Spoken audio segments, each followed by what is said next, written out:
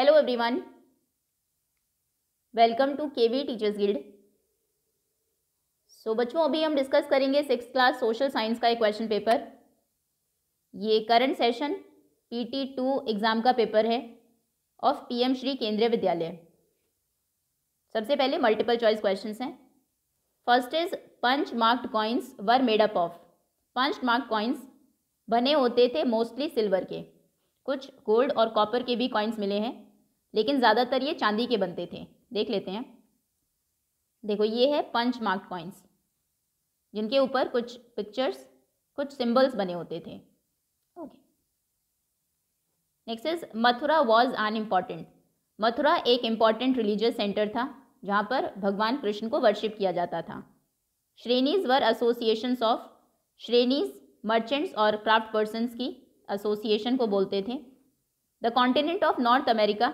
North America continent को south America से link करती है ईस्थमस ऑफ पनामा। मैप में देखते हैं।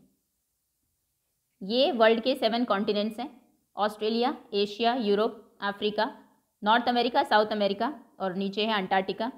सो नॉर्थ अमेरिका को साउथ अमेरिका से ज्वाइन करती है ये ईस्थमस ऑफ पनामा, और यही है जो सेपरेट करती है अटलांटिक ओशन को पैसिफिक ओशन से। ओके,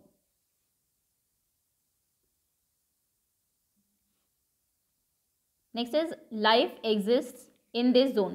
लाइफ एग्जिस्ट करती है एक नैरो जोन में जहाँ पर लैंड, वाटर और एयर तीनों होते हैं, और इसे हम बोलते हैं biosphere.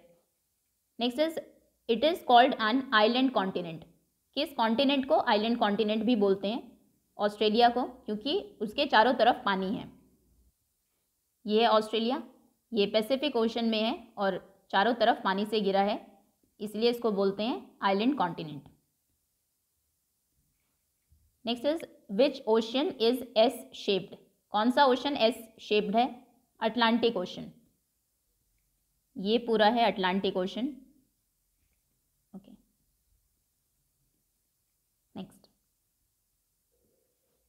Next is which one is not a component of map. Map के 3 कॉम्पोनेंट्स होते हैं: डायरेक्शन, सिंबल और डिस्टेंस। स्केल कॉम्पोनेंट नहीं है। B option is correct. The work of gram panchayat has to be approved by the. Gram panchayat के काम को approve करते हैं ग्राम सभा के members of gram sabha. Next is the members of the gram sabha must B adults. ग्राम सभा के सभी मेंबर्स एडल्ट्स होने चाहिए। It means they must be of. इसका मतलब है कि वो सभी 18 ईयर्स या फिर उससे ज़्यादा हो। कोई भी 18 साल से ज़्यादा एज का जो होता है वो ग्राम सभा का मेंबर होता है। Next is one whose job is to measure lands and keep land records. किसका काम है लैंड को मेजर करना और लैंड रिकॉर्ड रखना? ये काम है पटवारी का। Kanungo is the other name of. Patwari को बहुत अलग अलग नामों से जानते हैं अलग अलग जगहों पर। कनुंगो भी उन्हीं में से एक नाम है। कनुंगो, लेखपाल और कर्मचारी, विलेज ऑफिसर। तो इसका आंसर होगा C option, patwari is correct. Kanungo is the other name of patwari. ये थे multiple choice questions. Now name the major continents of the earth. Earth के 7 मेजर कॉन्टिनेंट्स हमने देखे भी। सो ये है 7 continents: Australia, Asia, Europe, Africa, North America, South America and Antarctica. और 5 oceans हैं: Pacific Ocean, Indian Ocean, Atlantic Ocean, Arctic Ocean और Southern Ocean. So आप लिखेंगे major continents of the earth. Asia ये लार्जेस्ट कॉन्टिनेंट है, उसके बाद बारी आती है अफ्रीका की, then North America, South America and Europe, Antarctica टीका एंड ऑस्ट्रेलिया। सबसे छोटा है Australia. Okay, what kind of work do people do in villages. गांव में लोग किस तरह के काम करते हैं? तो सबसे ज़्यादा लोग विलेजेस में एग्रीकल्चर पर डिपेंडेंट हैं, फार्मिंग सबसे ज़्यादा करते हैं। इसके अलावा कुछ जो नॉन फार्मिंग एक्टिविटीज़ हैं, fishing and selling vegetables and making utensils or baskets baskets, making pots, bricks, etc. Okay. List the craft persons who would have been present in villages and cities. उन craft persons के नाम लिखिए जो villages और cities दोनों जगहों पर present थे. सो ये है गोल्ड स्मिथ्स, सुनार एंड ब्लैक स्मिथ्स,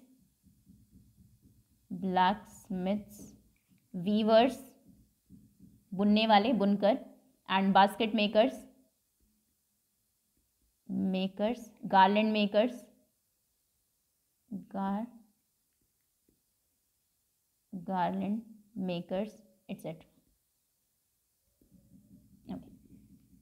ये very short answer type questions थे. Now short answer type questions. What is the work of tahsildar? Tahsildar का क्या काम है? जो डिस्प्यूट्स हो रहे हैं, लड़ाई झगड़े, उनको सुलझाना, उन्हें सुनना. तहसीलदार को रेवेन्यू ऑफिसर बोलते हैं. तो लैंड का रिकॉर्ड ये रखते हैं, लैंड रेवेन्यू कलेक्ट करते हैं, जो लैंड ओनर्स हैं उनसे कास्ट सर्टिफिकेट इशू करते हैं. 3 मार्क का क्वेश्चन है. So first, resolving disputes, land dispute है कोई, उससे related. Second, maintaining land records, maintaining land records. Collection of revenue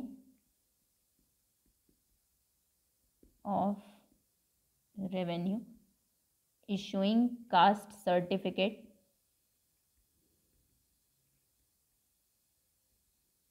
और एक जो इम्पॉर्टेंट काम है कि ये पटवारी के काम को सुपरवाइज करते हैं.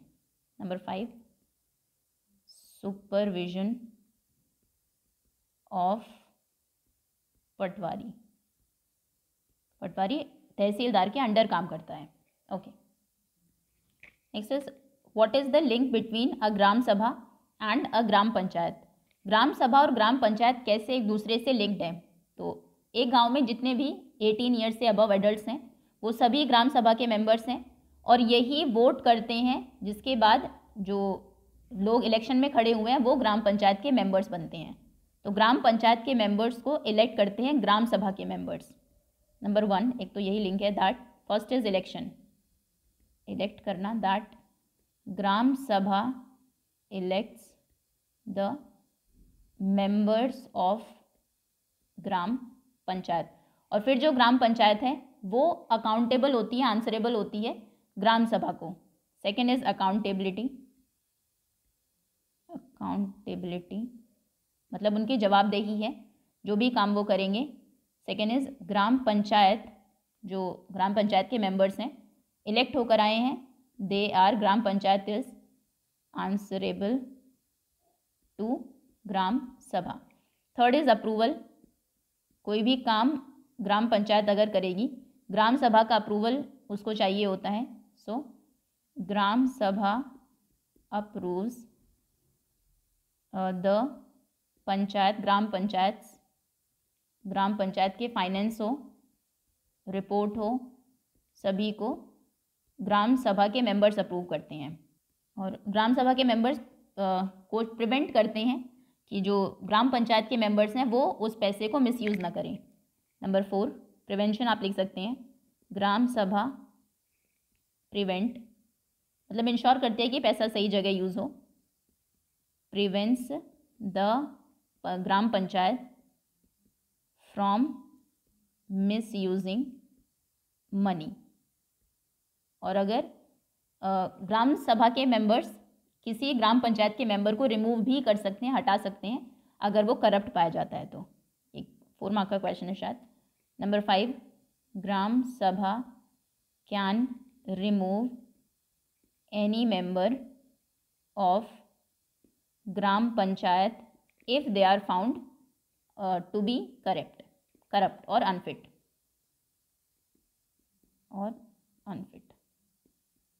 Okay. Next is, why is the biosphere important for living organisms? Biosphere सभी लिविंग ऑर्गेनिजम्स के लिए इम्पॉर्टेंट क्यों है? क्योंकि बायोस्फीयर ही वो एक नैरो जोन है जहाँ पर लैंड, वाटर और एयर तीनों मिलते हैं। लाइफ को सपोर्ट करने के लिए इन तीनों की ज़रूरत है।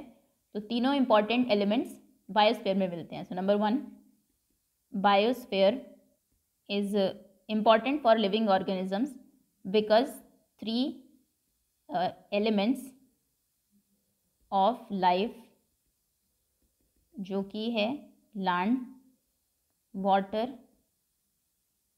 and air are found here. Second, ये जो भी सर्वाइवल के लिए नेसेसरी कंडीशंस हैं वो बायोस्फीयर में मिलती हैं। जो ऑर्गेनिजम्स रहते हैं बायोस्फीयर में वो एक दूसरे के ऊपर भी डिपेंडेंट होते हैं। सेकेंड इज 3 पॉइंट्स लिखेंगे। Biosphere provides all necessary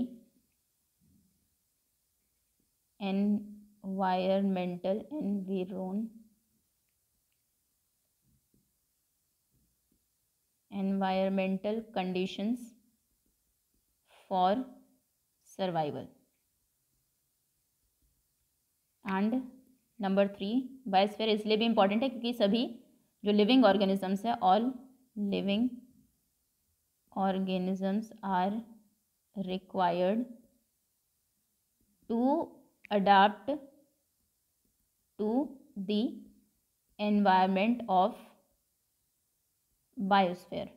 biosphere basically home है और बायोडाइवर्सिटी, ये पॉइंट सही रहेगा। Biosphere is home to biodiversity. Okay, तो जो जितने भी रिलायबल सोर्सेज हैं अर्थ के ऊपर, जो फूड है वो सभी हमें बायोस्फीयर में ही मिलता है। Next, now long answer type questions. Describe the function of gram bhojak. Gram भोजक कौन होता था? किंग बेसिकली अपॉइंट करता था ग्राम भोजक को। एक गांव में जो सबसे बड़ा ज़मींदार होता था, लार्जेस्ट लैंड ओनर होता था, वो ग्राम भोजक होता था। उसके फंक्शंस बताने हैं और आपको क्यों लगता है कि वो पावरफुल था।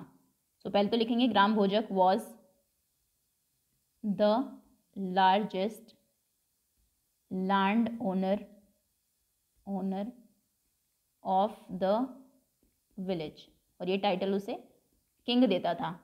जितने भी काम थे गांव के सभी ग्राम भोजक ही करता था, भले टैक्स कलेक्ट करना हो या फिर कोई फैसला सुनाना है, कोई डिस्प्यूट को रिजॉल्व करना है। जुडिशरी का काम भी यही करता था, पुलिस का काम भी यही करता था। इसके पास कुछ लोग होते थे एंड इसके पास लैंड होती थी, लेकिन उसको कल्टीवेट कौन करते थे? जो गांव के लोग हैं उनको ये रखता था, गरीब लोग उनको हायर कर लेता था लैंड को कल्टीवेट करने के लिए। जो प्रॉब्लम्स होती थी विलेजेस में सब ग्राम भोजक ही सॉल्व करता था।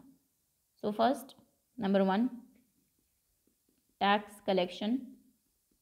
ग्राम bhojak collected tax from villagers and give it to the king. Tax collection, collected gram Bhojak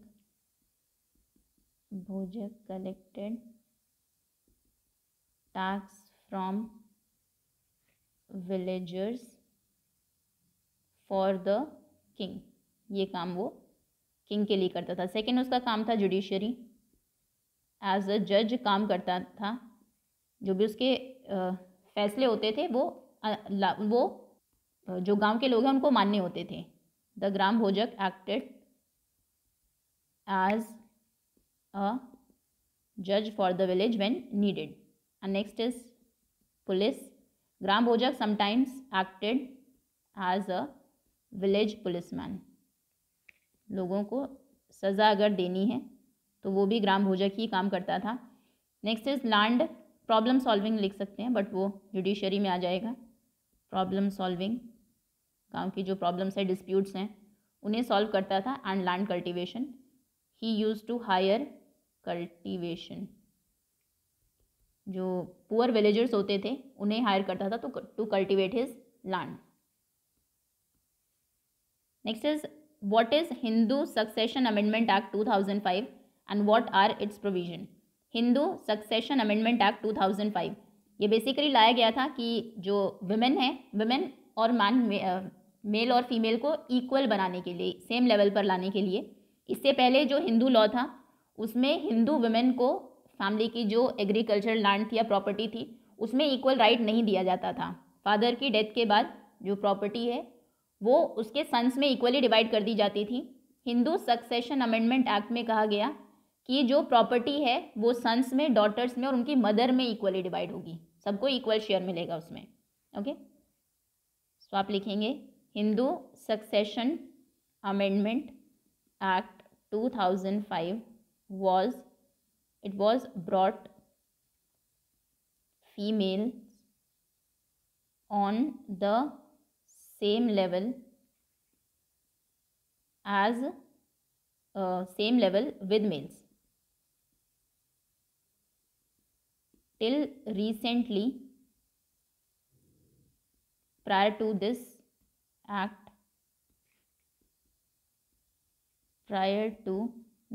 this law, Hindu women did not get a share in families' agricultural land or property. Then after the death of father, his property was divided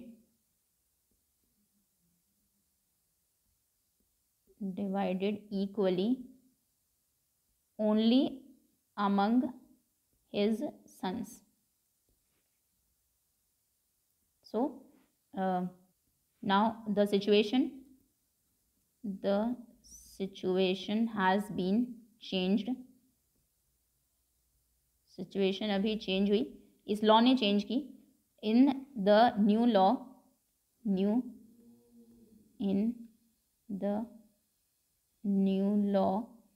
sons, daughters and their mother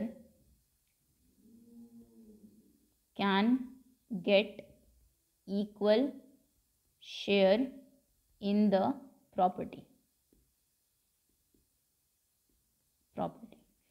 Okay, next. Now locate the following on the map. Map पर locate करना है Mathura, Madurai and Varanasi. Mathura Varanasi UP में है और मदुरई है तमिलनाडु में। Map नहीं, okay. सो मथुरा है यहाँ थोड़ा वेस्टर्न यूपी में, मथुरा यहाँ होगा वाराणसी